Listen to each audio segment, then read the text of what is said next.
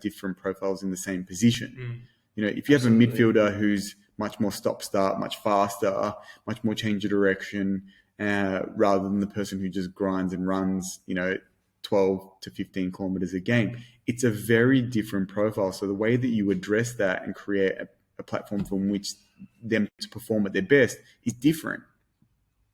Absolutely. And it actually made me think of, been reading quite a few articles recently about, say, maximal aerobic speed and anaerobic speed reserve. And some of the research put forward by, I can't think of I don't know how to pronounce his surname. Is it Buchheit or? Oh, yeah. Boucher. Boucher, is it? Sorry. Yeah, Martin Boucher. I've been destroying some authors' names recently.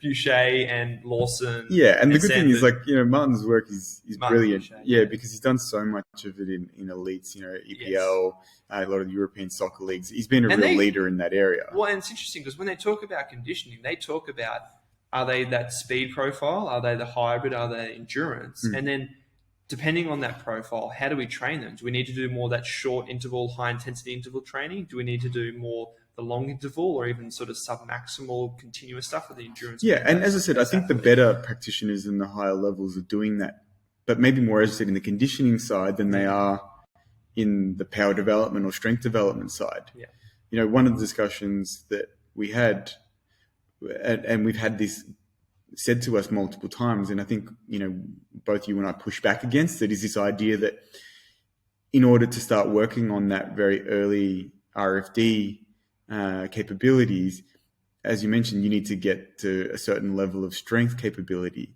whether it's, say, 1.5 or 2 times body weight squat. And you sort of laugh because you think, well, and I've heard a number of people say this before. It's definitely not my saying, but kids are jumping off playgrounds and out of trees and running around and jumping up onto a ledge and jumping off a ledge.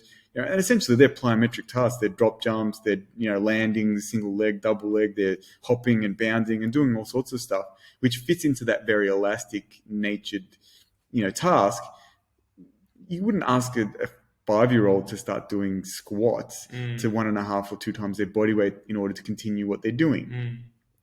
And even I think the other example of that, which there is a lot of development of these characteristics in gymnastics, and they start the training for these tasks at a very young age. It would be and it's probably something we should do. We should probably speak with, say, a gymnastics coach that really understands the development of these things and how they see what needs to be done in terms of the physical capacities to be able to carry out that level of explosiveness in the gymnastics hall. Yeah, so it brings us back to this important point with resistance training and elastic athletes is we know that you're going to get that transition of fiber typology, which